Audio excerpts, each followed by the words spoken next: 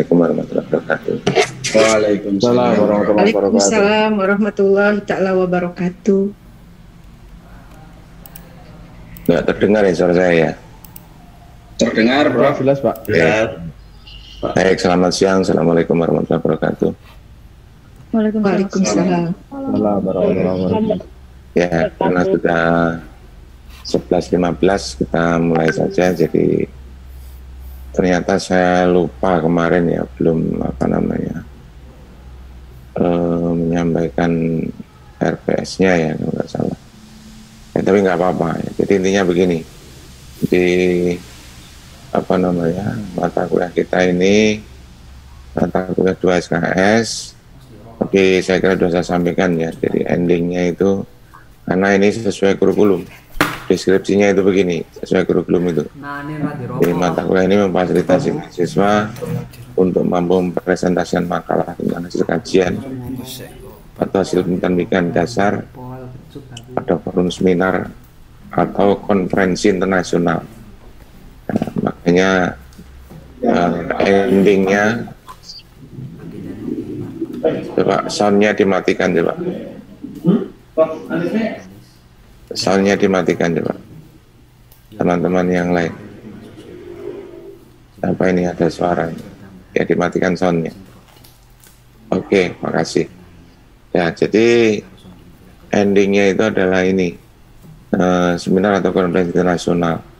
Maka lalu di sini di kalimat terakhir itu dikembangkan menjadi dalam bentuk artikel pada seminar atau konferensi yang layak dimuat dalam proceeding.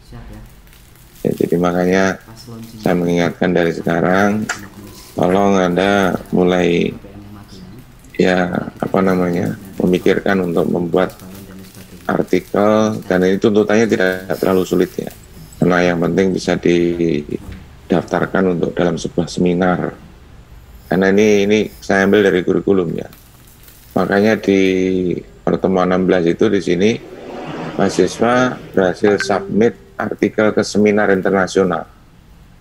Ya, saya kira cukup banyak internasional itu, dan submit itu artinya ya mendaftar dengan mengirimkan artikel. Ya. Ini yang ke-6. Lalu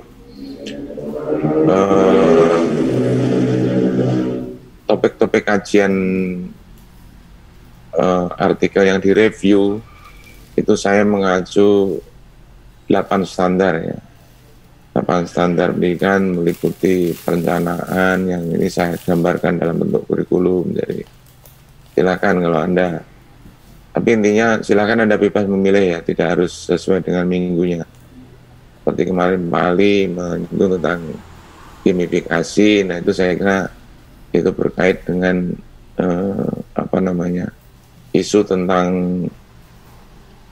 ini saya kira pemasaran kontemporer bidang sarana dan prasarana pembelajaran ya kan, yang menyangkut bahan ajar, media ya. Nah itu, tapi kalau Anda ingin menyangkut kontemporer bidang kurikulum, silakan. Bidang proses pembelajaran, karena kan standar proses itu menjadi salah satu standar dari 8 standar, itu boleh ya. Nah yang menyangkut proses itu bisa dalam bentuk model pembelajaran, strategi, metode ya. Kemudian masalah kontemporer bidang penilaian ya, masalah kontemporer bidang peserta didik yang meliputi kompetensi, karakteristik baik itu psikologis, sosiologis dan lain-lain. Kontemporer bidang SDM ya, kompetensi guru dan sekitarnya gitu ya. Lalu permasalahan kontemporer bidang pengelolaan pembelajaran ya. Jadi misalnya platform pembelajarannya daring luring, termasuk setting pembelajarannya seperti apa. Nah itu, ini saya kira isu-isu kontemporer yang mudah-mudahan bisa tergali ya. Permasalahan kontemporer bidang sarana prasarana ya, sumber belajar, bahan ajar, media pembelajaran dan lain-lain.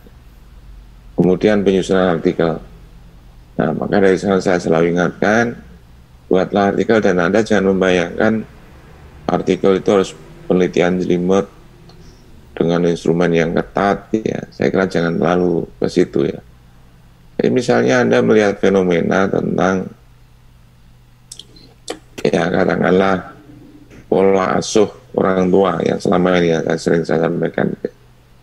Sekarang ini kan orang tua itu kan dilematis ya. Satu sisi dia harus membiarkan anaknya untuk belajar dengan mengembangkan seluruh potensinya. Tapi di sisi lain mungkin orang tua juga nggak tega misalnya sebagai akibat dari pembelajaran daring di mana guru itu sehari-hari hanya memberikan tugas-tugas yang mungkin sangat berat ya, sangat banyak. Nah itu akhirnya kan ya tidak bisa dipungkiri ya, orang tua lalu tanpa sadar ya dia membuatkan tugas-tugas itu kemudian disetorkan ke guru ya. Fenomena ini kan menarik ya.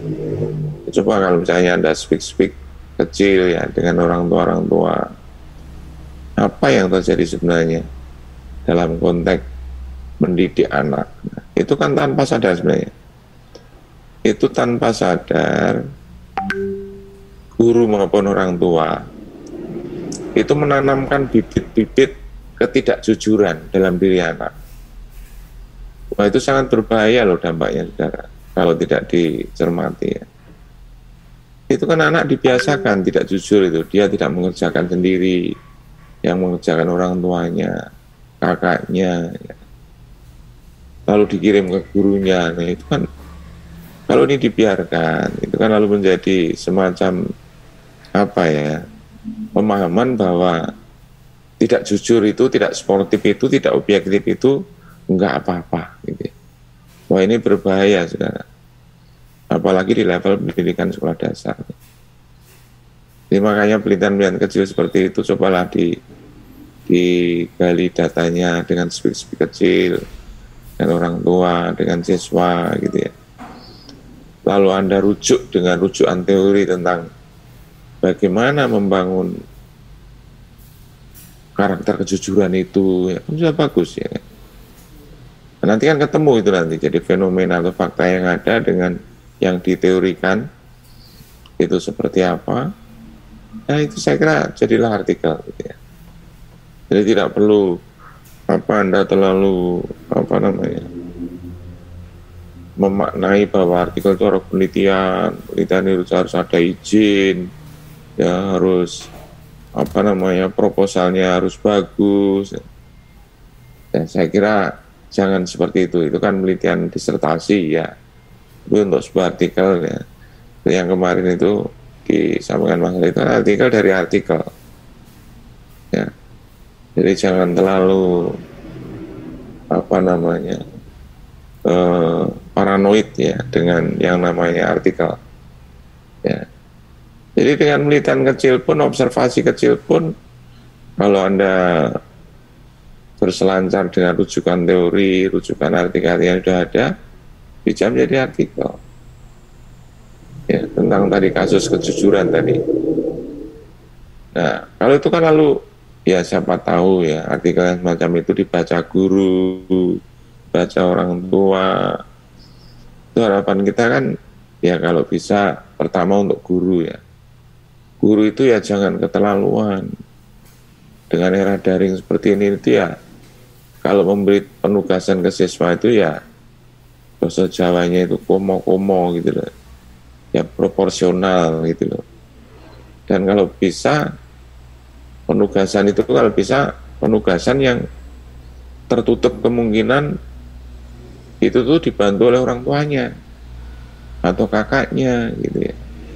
Bisa nggak ada tugas yang itu peluang untuk dibantu orang tuanya itu tertutup atau kakaknya. Nah, pikirkan itu, ya, ide gagasan seperti apa yang bisa tugas itu betul-betul fix dikerjakan oleh siswa itu sendiri. Baik guru itu kan nggak masalah sebenarnya, ya. Baik gurunya tugas itu kan sebenarnya nggak masalah, tapi proses mendisiplinkan, proses objektivitas, mekanisme kejujuran itu kan jauh lebih penting juga. Itu jauh lebih penting ya. nggak apa-apa buruk tugas itu dikerjakannya. Tapi kalau itu jujur dari si anak sendiri, wah luar biasa. Ya hal yang demikian ini kan ya sependek yang saya tahu kan terabaikan gitu ya. Orang tua itu menganggap ya wis lah rapopo tak garapke gitu ya. Bentang rambung, ben ora rewel wae, ben ribet wae. Karena kakaknya juga akan segera menggunakan laptopnya atau HP-nya dan seterusnya dan seterusnya. Ini kan sebenarnya kan guru itu harus paham itu tentang hal seperti itu. Nah kalau dia paham, ya sudah pasti dia tidak akan memberi tugas itu sekenanya, seenaknya, semaunya gitu ya. Ya penugasan itulah yang apa namanya, yang betul-betul dikerjakan siswa itu sendiri ya. Jadi misalnya penugasan tentang ya diminta anak itu menceritakan langsung tentang pengalamannya mengobservasi kebun misalnya. Kalau itu tugas-tugas yang berkait keipaan misalnya, ya dia menceritakan langsung. Jangan minta ditulis gitu ya. Kalau ditulis jangan-jangan ya tadi dikerjakan oleh ya gimana cara langsungnya. Ya tentu ini harus didukung oleh fasilitas ya. Kalau sekolah-sekolah sebenarnya sekolahnya Mas Rois kan nggak masalah gitu ya. Karena orang tuanya orang tua yang menengah ke atas, fasilitas jaringan juga sudah oke. Bisa melalui forum Zoom, ya Google Meet, atau apa yang lain gitu ya. Ya penugasan itu kan ya nggak akan mungkin ya disiasati lalu dibantu oleh orang tuanya. Karena dia harus menceritakan sendiri. Atau gimana lah misalnya dengan model home visit, lalu kita minta secara spontan, coba kamu buat laporan apa yang kamu amati tadi ketika saya tugaskan untuk mengamati di kebun misalnya. Biar dia menulis sendiri, ya misalnya ya kan. Nah seperti itu kan cara-cara itu kan tadi untuk mengeliminasi ya, untuk mengeliminasi penanaman bibit-bibit ketidakjujuran, bibit-bibit ketidaksportifan ya. Dan itu rupanya oleh orang tua dianggap biasa, anak juga menganggap biasa. Nah, guru mungkin kurang tahu gitu ya. Kan nggak boleh guru itu tidak tahu apa yang terjadi yang dilakukan oleh anak. Misalnya ya ini kan satu fenomena yang mungkin Anda bisa teliti, kaji dengan wawancara mungkin jarak jauh juga nggak masalah. Gimana keseharian yang Bapak Ibu lakukan terhadap putra putrinya misalnya. Apakah Bapak Ibu pernah membantu misalnya. Apakah Bapak Ibu sadar bahwa itu kan menarik itu.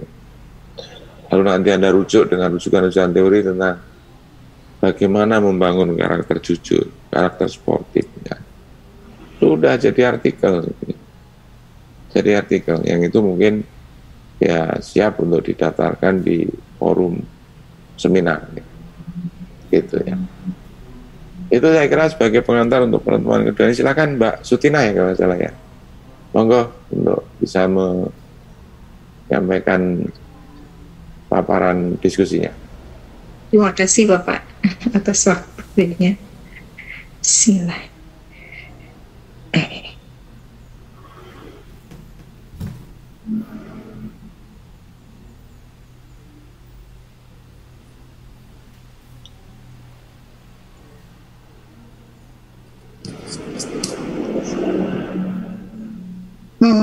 Terima kasih banyak.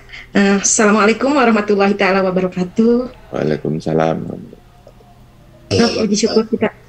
Puji syukur saya panjatkan kehadirat Ilahi Robi yang mana pada kesempatan ini dapat memaparkan tugas review artikel jurnal. Salawat serta salam saya panjatkan kepada junjungan Nabi Muhammad Sallallahu Alaihi Wasallam atas berkat rahmat hidayat inayahnya hingga sampai pada kita semua. Teman-teman yang saya banggakan, izinkan saya akan memaparkan review jurnal yang telah saya kaji dari beberapa artikel. Namun sebelumnya perkenalkan, nama saya Sutina.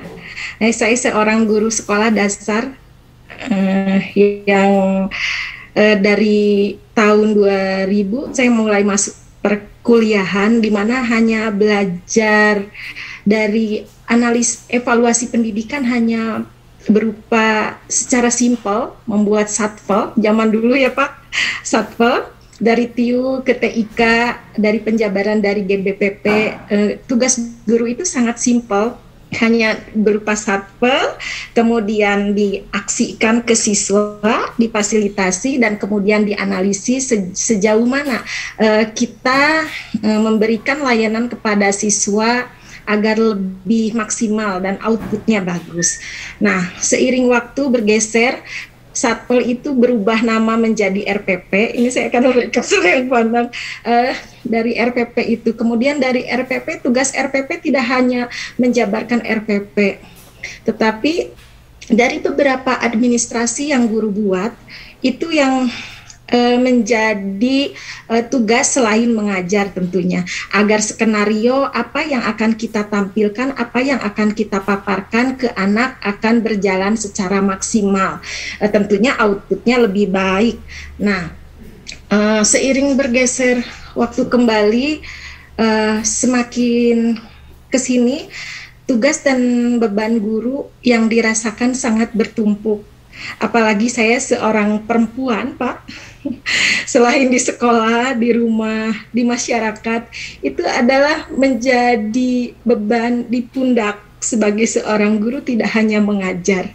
Nah, makanya dari awal ketika saya bercita-cita ingin menjadi guru, simpel, hanya saya bisa satu, menjadi seorang ibu rumah tangga yang baik, dan mampu mendedikasikan diri saya untuk berdakwah kepada anak-anak, agar tulisan anak-anak menjadi rapi, bagus, dapat menciptakan karakter lewat tulisan dengan penuh kesabaran dan ketelatenan, sehingga anak akan memperoleh jiwa yang unggul. Itu Pak, awalnya. Nah, ternyata bergeser ke sini, tugas guru tidak hanya berdakwah, Pak. Iya, tidak hanya berdakwah di kelas, dakwah yang lebih besar adalah di masyarakat sekarang. Nah, bagaimana memfilter dari masyarakat sehingga siswa mampu mengkristalisasikan apa nilai-nilai yang terbaik buat dirinya. Nah, makanya di sini dari mulai saya menjadi guru muda, tentu tuntutan tidak begitu besar, mulai dari TIU tadi hanya sapel, tidak begitu besar, seiring dengan jiwa dan semangat juang saya masih tinggi. Bergeser dengan sekarang 19 tahun saya mengajar, lama di kelas 1 Pak. Nah, itu memberikan kejenuhan, Pak. Lama sekali mengajar di kelas 1. Tantangan saya hanya menulis, anak-anak mampu menulis tulisan yang rapi dari bawah sampai atas lurus. Anak-anak mampu bertutur kata yang baik, mampu bersikap yang baik, mampu mempresentasikan apa yang dibawa pada konseptual awal siswa yang dibawa di rumah, hingga kepada anak-anak memperoleh konsep yang baru dengan pengalaman yang baru. Tentunya itu di kelas 1 sangat menarik Pak, greget. Pembelajarannya dari jam 7 sampai jam 10, namun itu yang saya rasakan sampai jam 5, kelelahan masih ada dalam diri Pak, karena memfasilitasi siswa dengan berbagai macam karakter amazing. Nah, dari situ berangkat, tentunya saya tidak hanya memberikan materi kepada siswa, tidak hanya berkecimpung terhadap siswa, saya harus berinteraksi dengan sesama teman sejawat di sekolah, dengan masyarakat. Nah, ini yang perlu, yang sangat berbenturan. Nah, di sini kok kenapa tugas saya ini tidak hanya mengajar, ternyata tuntutan dari dinas, tuntutan dari apa. Nah, akhirnya saya mencoba, oh ternyata ini apa sih, tekanan-tekanan, membuat pressure, pressure kerja ini semakin besar. Jujur Pak, di Cimahi itu saya seorang fungsional tapi bekerja seperti struktural Pak. Jadi beda ketika saya dulu mengajar di BPI Pak. Awal sekolah saya dengan strongnya saya mengajar di BPI di sekolah Kristen Pak. Fasilitas tentu canggih, mengurangi tekanan kerja Pak dengan canggih, dengan komite sekolah yang bagus. Nah, kemudian saya beralih, idealisme tinggi saya tinggi Pak. Saya ingin mengajar di daerah yang sangat daerah, dengan fasilitas yang sederhana, tantangan semakin besar dan tekanan juga semakin besar. Tapi ketika menghasilkan anak buah, anak didik saya yang semakin apa yang seperti kita harapkan, sungguh luar biasa yang dirasakan itu. Beranjak dari pengalaman itu, tekanan-tekanan yang dirasakan, oh ternyata ini perlu juga dikaji. Nah, seiring berselancar, oh ternyata ini menemukan, oh ada burnout tentunya. Nah, makanya saya mengambil burnout ini karena semakin jam terbang guru semakin besar, burnout juga semakin besar seiring dengan usia, seiring juga dengan perkembangan kemajuan zaman. Jujur dulu saya belajar melalui mesin tik Pak. Melalui mesin tik itu, kemudian beralih lagi ke komputer, dan dari komputer ke laptop lebih canggih lagi, kita perlu adaptasi lagi. Itu mungkin salah satu dari apa yang saya rasakan, rasa dahaga dan nabi, kok seperti ini ya. Makanya saya mencoba mencari dan tentang ternyata ada faktor yang mempengaruhi guru, yaitu salah satunya faktor burnout. Nah ini Pak, faktor burnout. Nah, saya mencoba menemukan beberapa artikel. Ini artikel yang saya ini Pak, yang saya temukan artikelnya yaitu tujuan literatur, judul artikel, tujuan tinjauan literatur bersistematik. Nah, di sini faktor burnout dalam kalangan guru yang saya temukan. Jadi dari beberapa artikel yang saya cari, saya rasa ini yang perlu saya sampaikan karena ini mencakup dari beberapa artikel dari beberapa negara. Izinkan saya, ini nama penulisnya Pak Siti Azira Jous dan Muhammad Effendi, Ewan Muhammad Metafora. Dari ini instansi penulisnya yaitu saya ngambil dari Malaysia Pak, Fakultas Ilmu Pendidikan Universitas Kebangsaan Malaysia. Nah, tahun 2021. Adapun tinjauan literaturnya yaitu satu yaitu metode, instrumen dan analisis yang digunakan secara SRL. Nah, adapun faktor-faktor yang menjadi penyebab terjadinya burnout yaitu tentunya guru sendiri Pak. Nah, di sini metode penelitian, yang digunakan dalam penelitian ini itu yaitu systematic literature review, di mana penelitian itu seperti tadi yang dipaparkan bahwa tinjauan pustaka secara sistematik yang tadi, kemudian artikel yang berkaitan dengan burnout di kalangan guru, yaitu di mana untuk mengetahui faktor-faktor apa saja sih tadi pencetus terjadinya burnout pada guru. Nah, apa yang diambil dari penelitian ini? Tentunya peneliti ini mengambil dari jurnal yang terindeks Scopus pada Eric dan Science Direct. Nah, kriteria yang diambil oleh reviewer yaitu satu diantaranya dapat mengakses secara penuh dan terbuka. Artikel yang di review yaitu artikel berbahasa Inggris, konteksnya berupa burnout pada guru, dan jurnal terkini 5 tahun mulai dari 2016 sampai 2020 kecuali artikel yang ditulis oleh pelopor teori. Nah, kajiannya tentunya kajian empiris. Nah, ini artikel yang dianalisis berdasarkan negara. Nah, saya menemukan artikel ini karena peneliti yaitu telah mengambil dari 140 artikel, pencariannya 140 artikel berbahasa Inggris, dan 81 peneliti mengambil dari Scopus dan Eric 40, Science Direct 19. Nah, penyeleksian yang peneliti seleksi yaitu terpisan yang tidak memenuhi kriteria seperti peneliti yang kriteriakan yaitu sebanyak 51, menemukan artikel berulang peneliti itu sebanyak 21, dan setelah ada terpisan lagi sebanyak 68. Nah, dari analisis bahwa bacaan seluruh tidak menepati kriteria, yang tidak menepati kriteria yaitu sebanyak 3. Kemudian setelah dianalisis dari beberapa jurnal yaitu 65. Nah, jadi yang ditemukan oleh peneliti yaitu sebanyak 56 yang bisa peneliti review yang menjadi penelitiannya.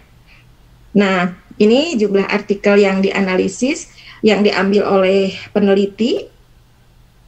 Ini tentunya mendengar dan melihat negaranya juga, subhanallah.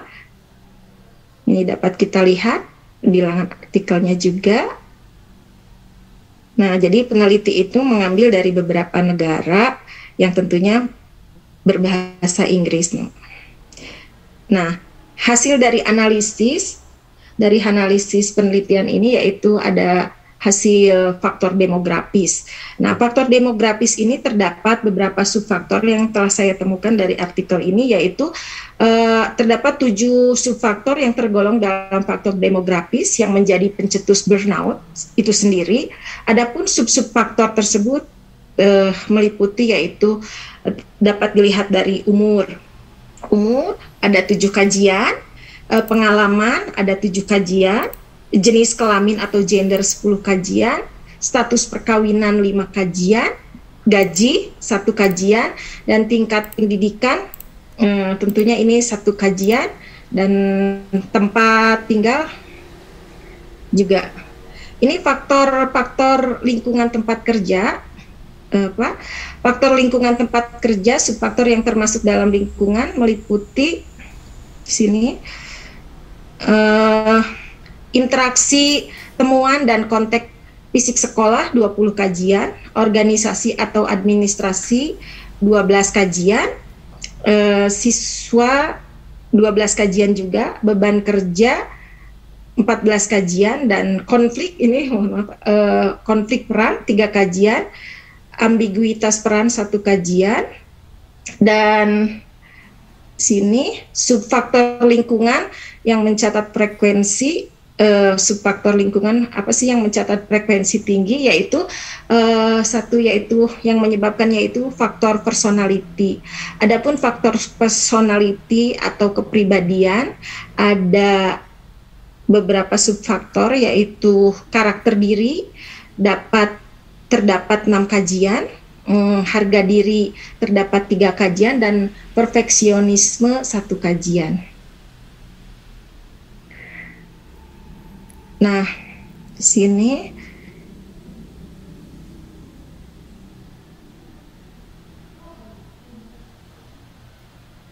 faktor ada yang mempengaruhi juga faktor self efficacy. Faktor efikasi diri 9 kajian, dan kemampuan manajemen kelas 5 kajian. Selain tadi dari beberapa faktor tadi, ada faktor lain yang menunjang yaitu conversion fatigue, kelelahan empati, dan pengembangan profesional berkelanjutan 1 kajian. Nah, diskusi dan pembahasan yang peneliti yang saya lihat dari hasil penelitiannya itu metodologi 52 dari 50 artikel penelitian sebanyak 92,8% menggunakan pendekatan kuantitatif. Tentunya instrumen yang paling sering digunakan adalah ini Miss Burnout Inventory Education Survey. Sebanyak 39 daripada 56 artikel peneliti telah menggunakan instrumen MBI tersebut, menjadi pilihan paling banyak digunakan karena kesahihan atau keterpercayaan instrumennya sangat baik. Nah, Pembahasan faktor-faktor pencetus burnout pada guru. Di sini tentunya yang menjadi faktor pembahasan burnout pada guru yaitu umur dan pengalaman. Saya juga merasakannya. Nah, di sini guru muda pada awal bekerja tentunya menggunakan guru muda itu lebih terpapar burnout. Mereka karena mempunyai semangat dan harapan yang lebih tinggi, jadi burnout terjadi apabila melihat realita pendidikan sesungguhnya tidak sesuai dengan yang mereka harapkan. Nah, sebaliknya guru yang lebih tua akan mudah terkena burnout karena telah melalui pengalaman akan dinamika pendidikan. Jadi guru muda itu tingkat burnoutnya lebih rendah dibandingkan guru yang masa jam tayangnya lebih tinggi. Nah, dilihat dari faktor dari jenis kelamin atau gender, di sini menunjukkan bahwa guru wanita lebih rentan terpapar burnout daripada laki-laki. Subhanallah. Ya. Nah, di sini dari faktor perkawinan guru yang telah menikah lebih mudah mengalami burnout karena hal ini guru wanita mempunyai banyak komitmen yang perlu diselesaikan, termasuk tugas pokok sebagai guru, tentunya sebagai seorang ibu, mengurus rumah tangga, mengurus anak-anak, dan tentunya banyak hal lagi di kehidupan masyarakat yang perlu diemban. Nah, di sini faktor yang lain yaitu dari gaji. Nah, guru yang menerima gaji dirasakan tidak setimpal. Nah, guru yang mempunyai gaji yang merasa tidak setimpal dengan kerja kerasnya lebih mudah terkena burnout karena efek keikhlasannya kurang mungkin. Meski dalam hasil kajian penelitian ini gaji kurang signifikan sebagai pencetus burnout, namun tetap tidak boleh dipandang ringan. Nah, dari jenjang pendidikan, urutan yang dimiliki jenjang pendidikan dan kemampuan pedagogi yang tinggi tidak akan mudah terpapar burnout karena mampu melakukan berbagai cara dalam proses pengajaran. Nah, tempat tinggal juga menjadi faktor di mana peranan penting jarak sekolah dari tempat tinggal yang jauh cenderung menyebabkan seorang guru mengalami burnout dan akhirnya menyebabkan diri tidak bersemangat lagi untuk bekerja. Contoh saya kebetulan alhamdulillah tinggal di kota. Kalau telat 5 menit dari waktu yang telah dijadwalkan itu akan semakin macet dan menyebabkan panik. Sini termasuk juga. Nah, di sini ada faktor lingkungan tempat kerja, yaitu apa sih faktor yang menyebabkannya, yaitu di tempat kerja kita, yaitu tentunya interaksi dengan teman, fisik sekolah, beban kerja siswa, dan konflik peran dan ambiguitas peran. Interaksi pertemanan di sini tentunya guru tidak hanya mendapatkan dukungan sosial daripada rekan kerja, lebih mudah mengalami burnout dibandingkan guru yang sering berinteraksi dengan rekan kerjanya. Jadi guru yang menyendiri itu akan lebih cepat mengalami burnout. Nah, fisik sekolah, guru yang berada di sekolah pedalaman dan jauh dari kota umumnya mengalami burnout karena kelengkapan dan fasilitas sekolah yang kurang memadai dibandingkan di kota. Nah, beban kerja guru yang terlalu banyak juga dapat mengakibatkan burnout. Hal ini dapat terlihat dari beban yang sangat besar sehingga dapat mengganggu tugas pokok mereka sebagai pendidik. Nah, siswa, kenapa siswa? Di sini guru yang berhadapan dengan pelajar yang mempunyai tingkah laku sangat buruk lebih mudah mengalami burnout dan putus asa karena merasakan bahwa pelajar-pelajar tersebut tidak dapat diubah dan tidak mempunyai kemampuan masa depan yang cerah. Nah, konflik peran dan ambiguitas peran. Nah, di sini guru tidak pasti akan bidang tugas yang sebenarnya. Jadi guru ada kebanyakan kadang guru PKN misalnya mengajari sekolah dasar, atau guru bahasa Inggris mengajari sekolah dasar menjadi guru kelas, tentunya ini bisa menjadi konflik of lintas peran. Nah, 3 kepribadian di sini, harga diri dan karakter guru yang memiliki karakter pribadi positif umumnya terhindar dari burnout karena selalu optimis dalam hal-hal apa saja dalam kerangka pendidikan. Nah, ada faktor yang keempat yaitu faktor efikasi. Faktor efikasi diri di sini, guru yang memiliki efikasi diri yang tinggi biasanya tidak mudah mengalami karena mampu mengelola emosi. Dari segi kemampuan manajemen kelas, guru yang mempunyai kemahiran mengawali kelas dan bersifat aseptif memiliki sifat kelemah lembutan tidak akan mudah mengalami burnout. Jadi semoga guru-guru kita penuh dengan kelemah lembutan agar tidak terjadi efekasi. Nah, faktor kelima yaitu faktor-faktor lain yang dimaksudkan ialah pelibatan guru dalam aktivitas pengembangan profesional secara terus-menerus, di mana guru yang sering hadir dalam workshop, seminar, dan kursus untuk pengembangan profesional lazimnya tidak mudah mengalami burnout karena mereka mempunyai ilmu untuk menghadapi dunia pendidikan. Betul sekali. Ketika guru hanya berada di kandang, hanya berada di sekolah, tidak keluar, sangat mengalami kejenuhan. Beda dengan Bapak Ibu guru yang selalu aktif, ada angin-angin segar dan hasanah dinamika yang baru, sehingga burnout tidak akan terjadi. Salah satunya yaitu saya selaku guru, Pak. Gimana caranya agar tidak ada burnout? Ya, salah satunya saya harus sekolah. Semoga dengan sekolah saya mempunyai hasanah yang baru dan mengikis burnout itu sendiri dalam diri seorang pendidik.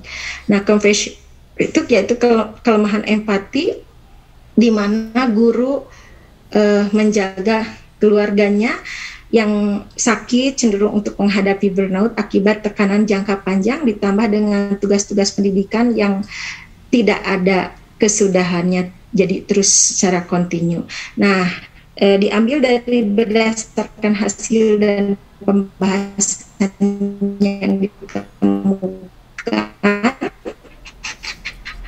bahwa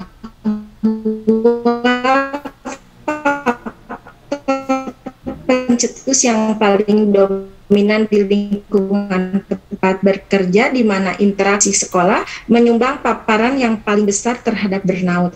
Nah, dengan adanya SRL ini diharapkan menjadi kajian yang burnout guru di sekolah.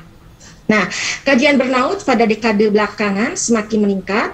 Perubahan dan dinamika pendidikan karena era globalisasi dan arus informasi mengakibatkan guru lebih cepat beradaptasi. Hal tersebut beradaptasi dengan perubahan yang ada.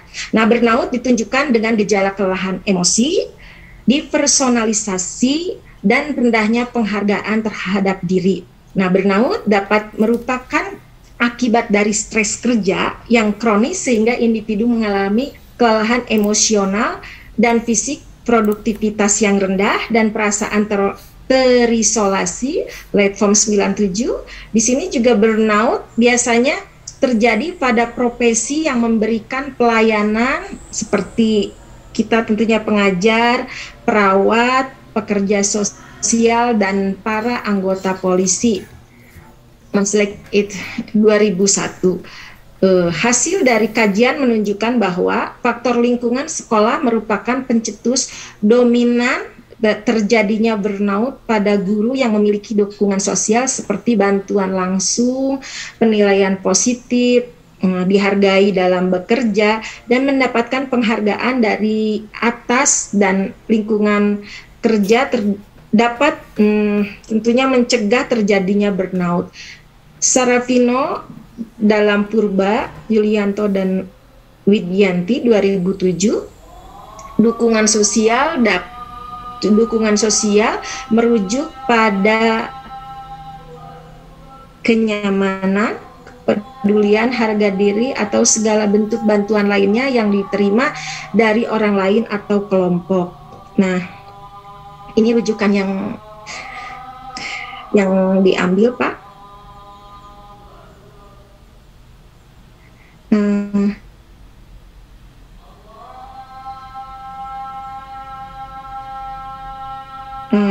Itulah teman yang dapat saya paparkan dari hasil analisis. Mohon maaf. Barangkali ada masukan atau telaahan dari artikel yang telah saya share. Monggo, silahkan. Silakan teman-teman, barangkali ada klarifikasi, diskusi. Burnout, ya, jadi saya kira ini menarik ya, persoalan burnout. Ya. Burnout itu saya kira memang betul, jadi kalau itu Anda coba cermati, ya, telusur lebih jauh, terutama kalau Anda kaitkan dengan ini ya, guru-guru kita itu menjadi burnout itu lebih disebabkan dalam rangka akuntabilitas sebagai guru dalam arti substansial ya, atau akuntabilitas pendidikan, atau jangan-jangan lebih disebabkan oleh norma birokrasi. Nah, itu kan menarik kalau Anda mau mengkaji itu lebih banyak mana ya?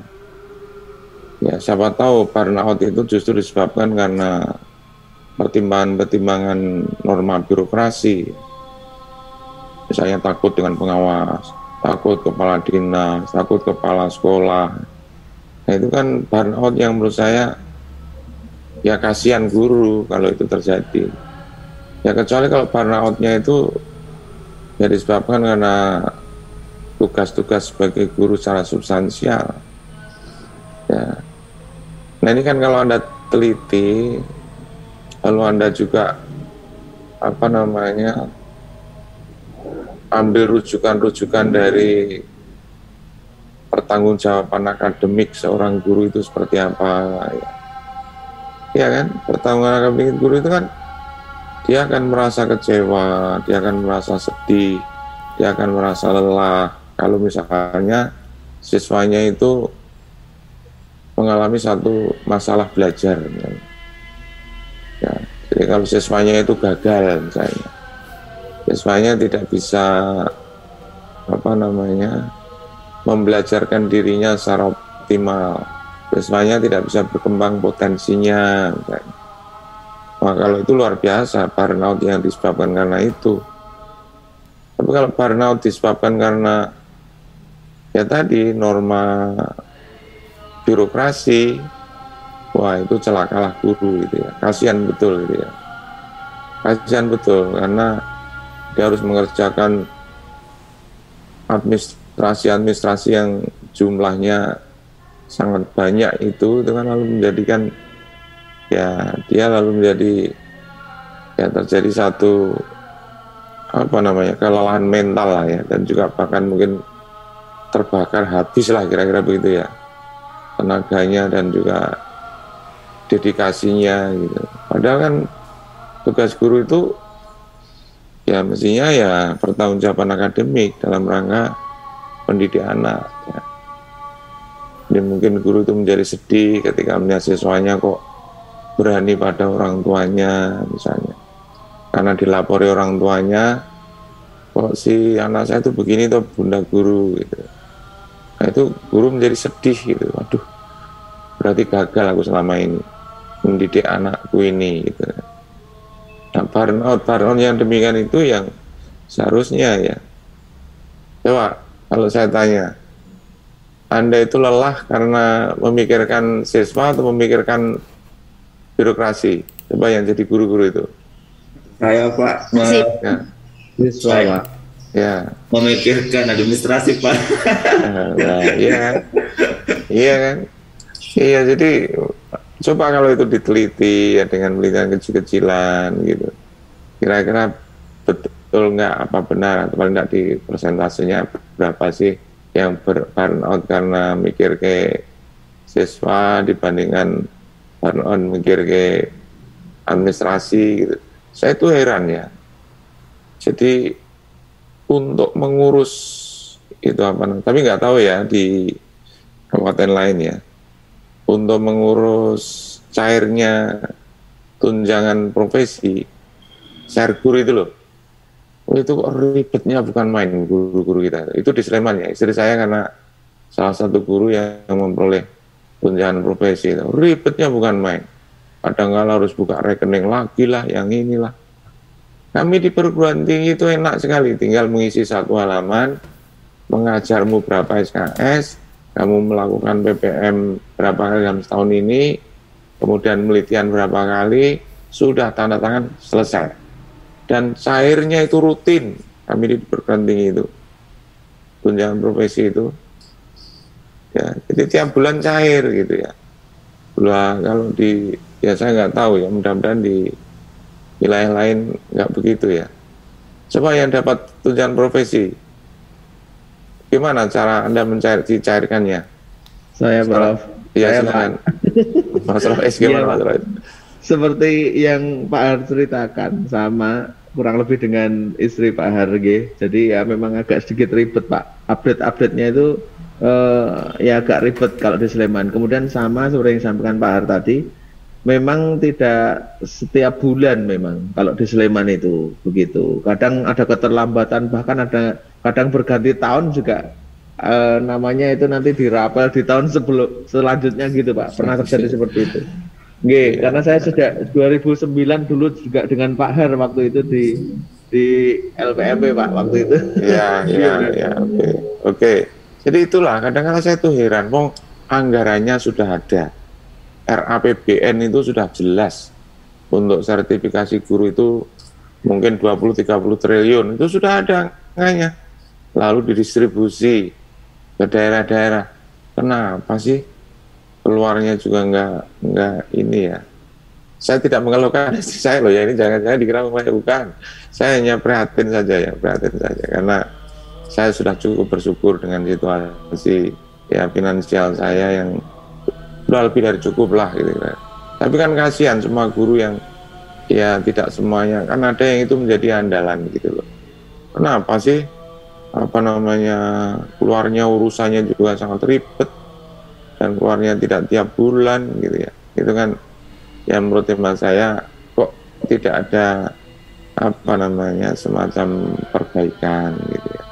Nah ini kan jadi membuat burnout para guru gitu loh. Guru itu kelelahan mental itu ya karena ya tadi bermacam-macam tadi ya. Bukan karena memikirkan siswaku seperti apa gitu ya. Tapi lebih. Nah itu kalau Anda coba telusur ya dengan dukungan data melalui wawancara terbatas, observasi ringan gitu ya. Lalu Anda dukung dengan referensi-referensi berkait dengan akuntabilitas akademik dan juga norma birokrasi, itu nanti akan ketemu mana lebih dominan antara norma birokrasi kah atau akuntabilitas akademik gitu ya. Itu menarik, itu sudah jadi satu artikel itu ya. Ternyata guru kita itu lebih banyak memenuhi tuntutan norma birokrasi selama ini misalnya, ya kan, itu menarik itu. Jadi satu artikel itu ya tentu disebutkan ya bahwa ini adalah hasil penelitian yang dilakukan secara terbatas ya, yang perlu mungkin di statement itu perlu klarifikasi lebih jauh gitu ya. Asal Anda fair, asal Anda objektif ya dengan wawancara beberapa guru ya, lalu di persentase dari sekian guru itu pengakuannya bagaimana, clear ya, nggak akan ada masalah. Jadi burnout-nya guru itu tentu akan ketemu, ternyata lebih disebabkan dari norma birokrasi, karena birokrasi kadang-kadang ya memang sulit juga sih. Jadi norma birokrasi ya terutama menyangkut urusan finansial ya, itu memang rigid, saudara. Saya ya menjadi dekan 2 periode itu sangat relatif hafal ya dengan norma-norma birokrasi yang harus diikuti. Itu sangat rigid sekali ya, yang namanya penggunaan uang itu. Jadi kalau ada pemeriksaan terutama ya, makanya mohon maaf, staf kami itu beberapa itu ada yang stroke sampai sekarang malah nggak bisa bicara, nggak bisa ya, gara-gara dia di bagian keuangan, subag keuangan. Nah itu masa-masa ketika sedang akan diaudit, wah itu pecah kepala gitu ya, karena rigid sekali itu ya, rigid sekali ya. Nah yang demikian itu kan seharusnya ya tidak perlu terjadi lah untuk guru-guru ya. Biarlah urusan itu mungkin, mohon maaf ini ada kita hentikan senak ya, baru adzan zuhur.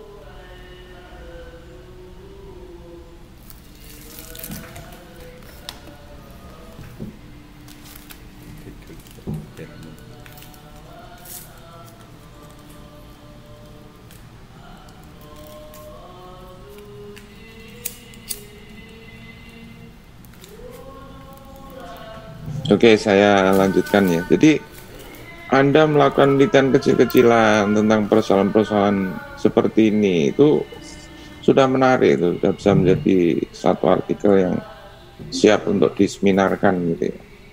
Apalagi kalau hanya proceeding, hanya seminar itu kan ya justru mungkin akan menjadi satu artikel yang saya kira bagus ya, karena Anda bisa memaparkan secara objektif bahwa burnout guru itu ya tentu kalau hasilnya seperti itu ya, tapi bisa jadi kan burnoutnya memang disebabkan karena akuntabilitas akademik ya kan, itu kan bisa ditelusur gitu ya, kan bagus kalau burnoutnya karena mikirkan anak gitu ya, jangan mikirkan yang administratif seperti itu gitu ya, karena yang administratif itu mestinya harus sudah diselesaikan. Sayangnya lagi-lagi ini sayangnya ya, di sekolah dasar terutama itu nggak ada karyawannya, nggak ada tenaga pendidiknya.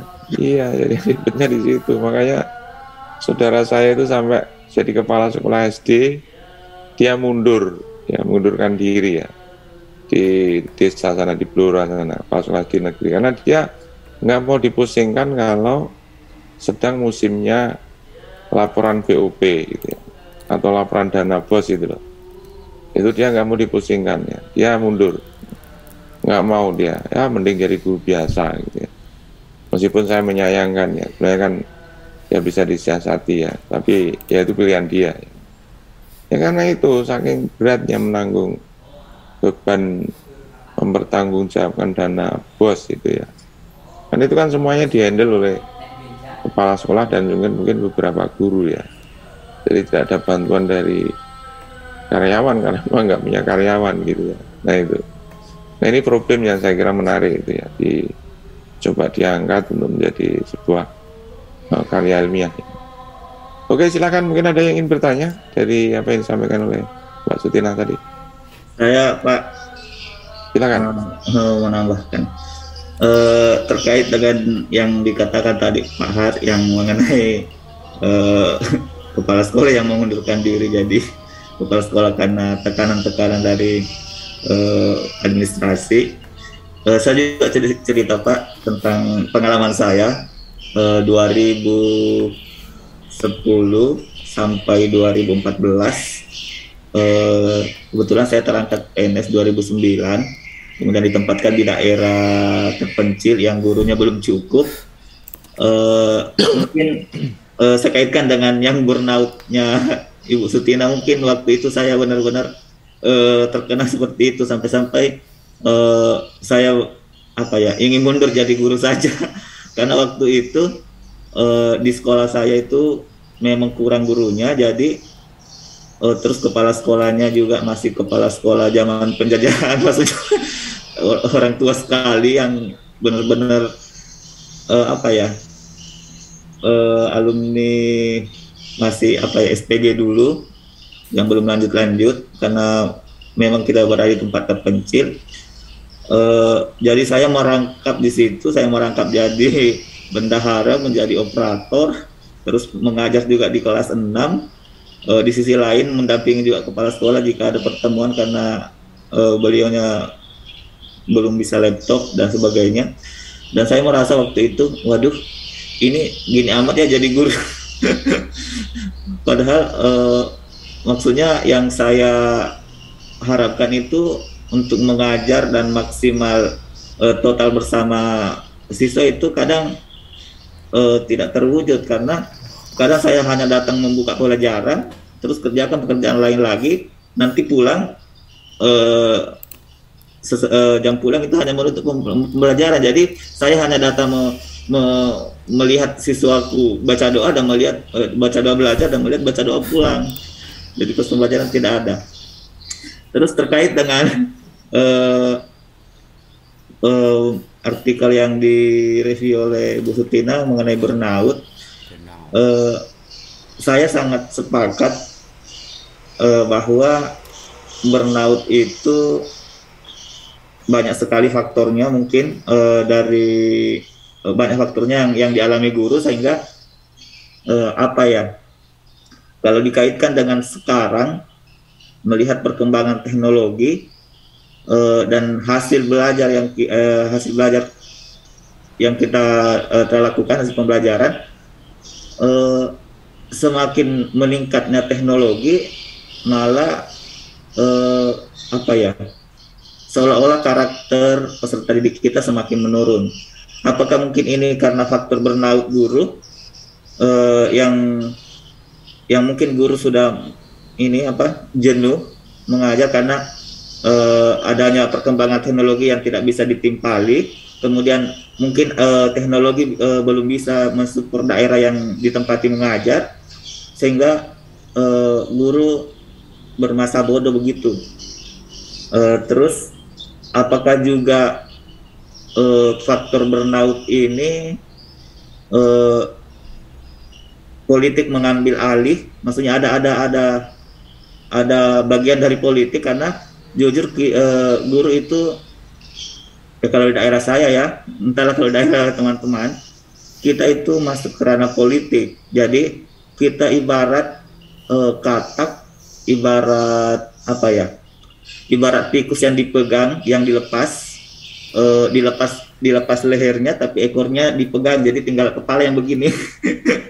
Tidak bisa berkutik. Jadi sedikit pergerakan ya kita akan berakhir mungkin barangkali berada di daerah lebih terpencil lagi yang sama sekali tidak ada bisa berkomunikasi dengan luar atau bagaimana. Jadi kita ini guru mengamankan diri juga. Jadi mungkin apakah itu termasuk faktor burnout? Mungkin begitu, Teh Sutina. Terus mengenai burnout juga, kira-kira dalam jurnal yang direview itu penelitiannya apakah menemukan kelemahan-kelemahan seperti apa? Begitu. Terima kasih. Ya, silakan Bu Sutina ditanggapi. Ya. Terima kasih Pak Jumardin.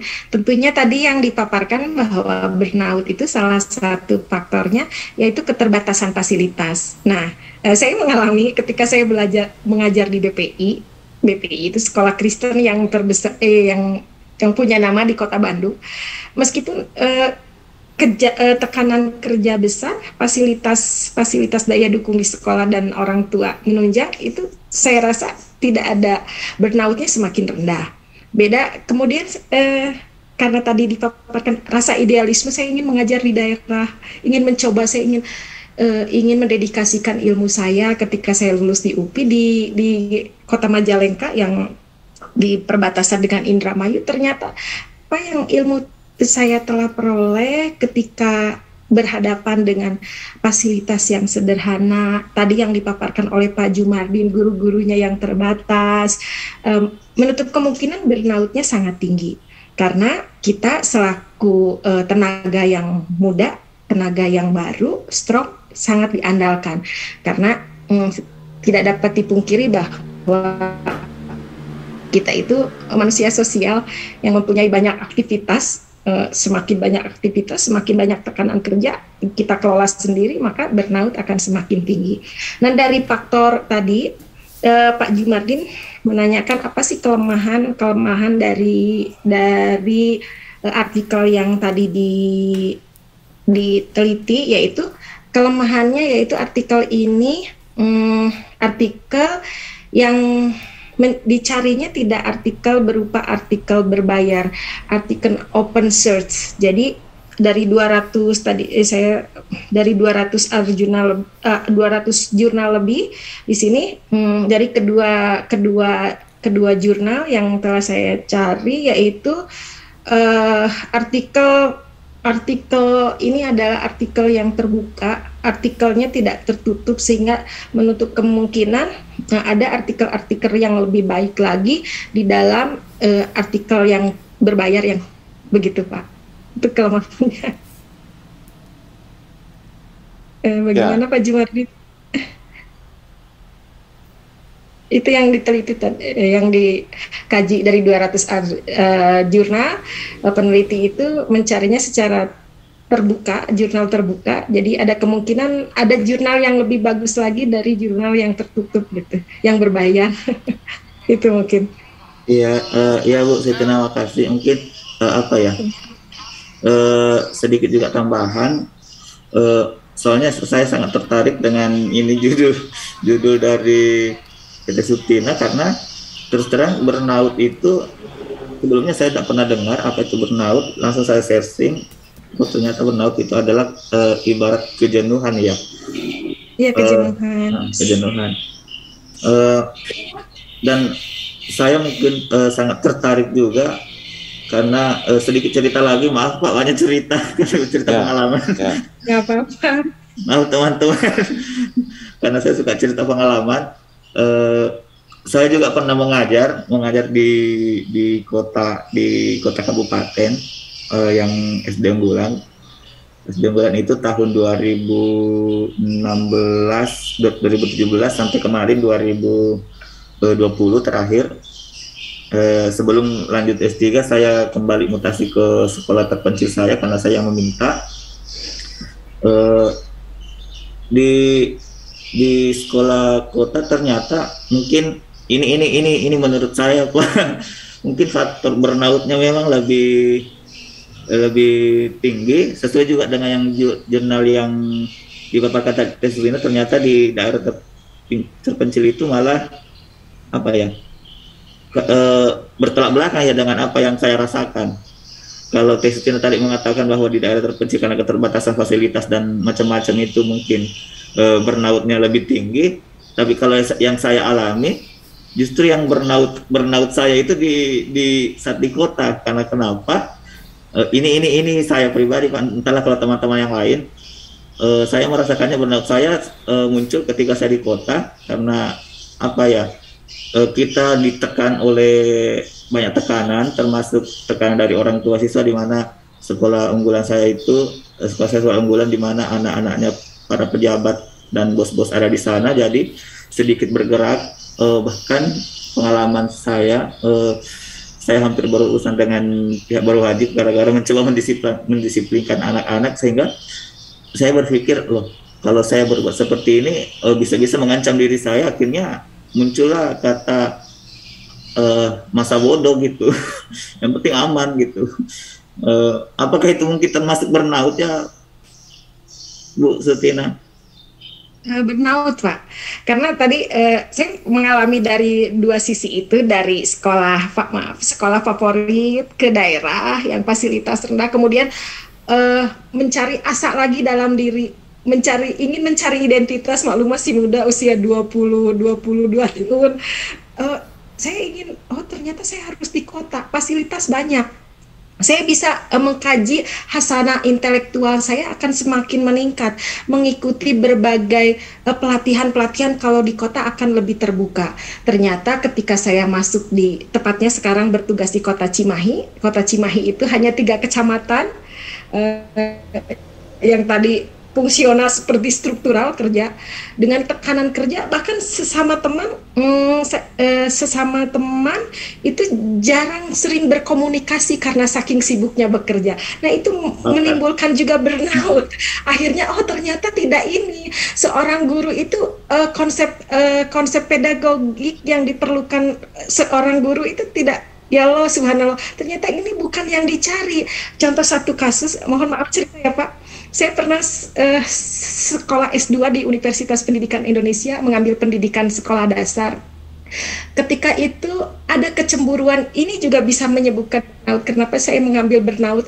Dari kegelisahan hati, rasa yang telah diterima dalam diri, mengikuti alur waktu yang saya jalani dengan penuh keikhlasan. Ternyata tekanan dari gesekan kita untuk sekolah aja di kota itu. Gimana ngajar anak gimana? Padahal itu bisa diatur waktu. Saya sekolah ini cerita ya Pak, dua hari bisa diatur waktu antara muatan materi PAI dengan PAI dengan olahraga, PAI dengan SPDP itu bisa. Tapi dengan kecemburuan teman, rekan kerja, terpaan, gesekan teman itu juga menyebabkan burnout. Akhirnya tidak tamat saya sekolah S2 di UPI. Padahal sudah berjibaku beberapa kali untuk itu. Akhirnya subhanallah, Allah kembali lagi menuntun saya. Betul kata Allah, doa orang yang terdolimi itu sangat ajaib. Akhirnya Allah memfasilitasi saya untuk sekolah kembali di Universitas Negeri Malang dengan tugas belajar. Ya Allah, di situ sangat terharu. Nah, kemudian ketika kita beranjak lagi bekerja, tekanan semakin tinggi lagi. Bagaimana cara saya merefreshingkan diri agar self efficacy tidak terjadi dalam diri? Nah itu, kenapa saya mengambil burnout? Ternyata saya harus menyegarkan kembali diri saya, memberikan penyegaran dalam jiwa saya, memberikan konsep ruh dalam diri saya agar gimana caranya seiring dengan usia, kegelisahan semakin meningkat, tidak hanya bekerja Pak. Bagaimana faktor nanti pertanggungjawaban ke yang di atas, tujuan kita, visi misi kita apa. Nah itu gelisah bercampur aduk ya. Akhirnya subhanallah, saya alhamdulillah diterima di UNY untuk menghindari salah satu burnout. Meskipun dalam menimba ilmu tentu ada burnout juga karena tuntutan tugas ya Pak. Tapi semoga itu akan memberikan hasanah intelektual buat diri saya. Semoga seperti Bapak dari awal perkuliahan, kita semoga makom kita semakin meningkat dengan ilmu dan basiroh kita semakin tinggi kembali gitu. Itu aja Pak Jumardin. Jadi mudah-mudahan di S3 ini enggak kena sindrom burnout ya Bu. Oke ya, jadi saya kira semakin tinggi pendidikan Anda, wawasan Anda semakin luas ya. Ya pesan saya, karena Anda ini S3 ya, seperti akan ya mudah-mudahan Anda menjadi orang yang penting dalam pengertian jadi decision maker ya. Jadi decision maker di kementerian kita ya, Kementerian Pendidikan. Nah ini ya hal semacam ini ya mohonlah menjadi kepedulian ya. Gimana itu? Karena kan sebagai pemimpin itu kan harus melindungi yang dipimpin, menyejahterakan, menenangkan ya, jangan sebaliknya. Makanya kalau mengambil kebijakan itu ya kebijakan-kebijakan yang memungkinkan bisa mengelminasi burnout itu ya, karena burnout itu sesuatu yang ya kalau diteliti secara fenomenologis ya, fenomenologis itu kan satu penelitian yang ingin menggali tentang pengalaman dan kesadaran memaknai suatu fenomena kan gitu ya. Mungkin satu orang dengan lainnya berbeda memaknai aku burnout, kamu enggak, ya memang itulah faktanya. Tetapi kan kalau Anda coba dirujuk dengan teori-teori yang baku, nanti kan akan ketemu ya indikator burnout itu yang seperti apa sih, itu nanti akan ketemu. Tetapi pada kenyataannya tidak bisa dipungkiri bahwa secara fenomenologis, pengalaman, kesadaran, ya, satu orang dengan lainnya itu berbeda untuk memaknai suatu fenomena. Ya, ada yang ya apa namanya memaknai fenomena, misalnya pengalaman Mbak Sutina ya, karena sedang S2, bahkan mungkin kalau Anda sekarang sedang S3, dicemburuin, ya ada banyak yang jealous, ya biar aja gitu kan. Ada orang sikapnya, emang gue pikirin, ya terserah lu mau jungkir balik, mau cemburu apa ya, yang penting aku on the track misalnya. Ada kan yang berpandangan gitu, tapi ada juga yang ya karena rata-rata wanita itu kan lebih mengedepankan rasa ya mungkin. Jadi ketika dicemburuin, ketika dijelesin itu rasanya, aduh sakitnya itu di sini gitu ya. Sakitnya itu di sini gitu ya. Nah itu ya kan itu bisa ya manusiawi gitu ya, manusiawi. Tapi coba kalau Anda telusur dengan teori ya, dengan pandangan-pandangan secara teoritis, itu sebenarnya apa sih yang terjadi? Nah, itu kan menarik. Jadi diskusi kita hari ini juga mau diskusikan tentang persoalan yang saya kira sangat menarik ya untuk Anda telusur lebih jauh. Kalau Anda ingin membuat artikel bersumber dari burnout ini, saya kira bukan hal yang buruk gitu ya. Sangat menarik karena ini fenomena yang saya kira ya terjadi lah di masyarakat pendidikan kita, terutama di masyarakat guru ya.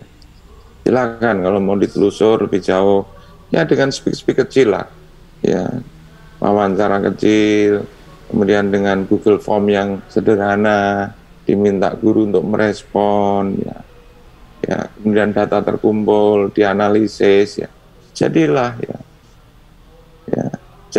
satu apa namanya artikel yang mungkin ya siapa tahu itu menginspirasi ya, yang menginspirasi guru itu sendiri, menginspirasi pengambil kebijakan ya, sehingga ya kalau bisa ya dieliminasi lah sekecil mungkin ya. Kalau menghilangkan saya kira nggak bisa ya. Jadi hidup itu adalah masalah ya. Kalau Anda tidak ingin menghadapi masalah ya matilah gitu, kira-kira gitu. Orang mati nggak akan ada masalah. Hidup itu ya masalah, sejak bangun tidur sampai tidur lagi itu masalah ya. Tapi kan sebagai seorang yang berpendidikan, apalagi Anda punya otoritas untuk mengambil satu kebijakan ya, kalau bisa buatlah supaya kawan Anda itu hidupnya tenang, tentram, tidak penuh ancaman, tidak penuh dengan beban yang terlalu lebay misalnya. Artinya beban yang tidak seharusnya lah gitu. Bahwa kita ini sebagai guru punya tugas, ya itu harus dipertanggungjawabkan ya, secara akademik ya, dan juga mungkin secara administratif. Oke, saya kira itu teman-teman hari ini ya. Karena saya jam 1 ada pertemuan luring nih, mohon maaf ini. Iya, Pak. Saya ini masih di rumah ini. Terima kasih Bapak. Oke, silakan diakhiri Mbak Sutina. Ya, saya tutup ya Pak. Terima kasih Bapak dan teman-teman semuanya. Mohon maaf apabila ada tutur kata yang kurang berkenan, pemaparan saya yang kurang berkenan. Saya akhiri dengan subhanaka Allahumma wa bihamdika astaghfiruka wa atubu ilaihi. Wassalamualaikum warahmatullahi taala wabarakatuh. Terima kasih. Waalaikumsalam. Sehat selalu ya untuk kalian. Terima kasih Pak. Sehat selalu. Jangan burnout. Alhamdulillah. Teteh mantap. Alhamdulillah. Selamat. Selamat.